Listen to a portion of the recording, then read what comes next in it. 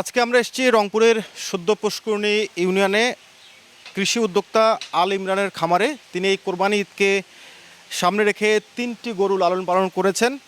একটি নাম আলা, ভোলা এবং দোলা। বলা হচ্ছে যে রংপুর বিভাগে এই 3টি গরুই সব থেকে বড় গরু এবং 13.5 লাখ থেকে শুরু করে 10.5 লাখ পর্যন্ত এই 3টি গরু বিক্রির আশা করছেন তিনি, এবং বিগত 5.5 বছর ধরে এই 3টি গরু তিনি লালন পালন করছেন। আজকে আমরা জানবো কোরবানি ঈদকে ঘিরে উদ্যোক্তা আল ইমরান কিভাবে গরুগুলো লালন পালন করছেন এবং বাজারে বা দামের ব্যাপারে তার প্রত্যাশা কি। বাড়ির বছরে আমি মনে করে পুষতেছি, মাগুলো বেছে গরুগুলো পরে আরিয়ার সেট করছে। 3টে আমি 5 বছর হাতে পুষতেছি। 3 বছর তো প্রথম মনে করো বাড়ির খান মানে ইয়ে খেলেছি, বেশি ঘাস টাস খেলেছি।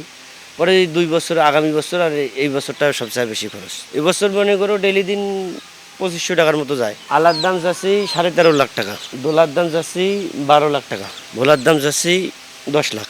আপনারা যে ফ্রিজিয়ান জাতের গরুটি দেখছেন এর নাম হলো আলা।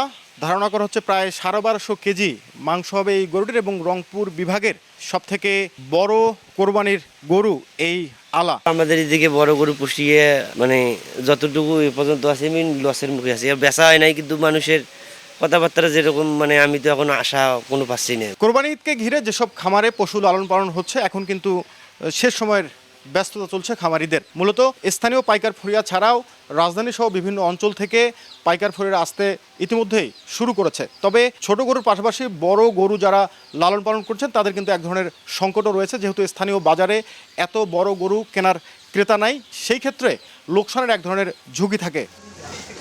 খামারিদের প্রত্যাশা সময় বাড়ার সাথে সাথে বড় গরুর যারা ক্রেতা তারাও তাদের যে খামার রয়েছে সেখানে আসতে শুরু করবে। নাজমুল ইসলাম নিশাত, সময় সংবাদ, রংপুর।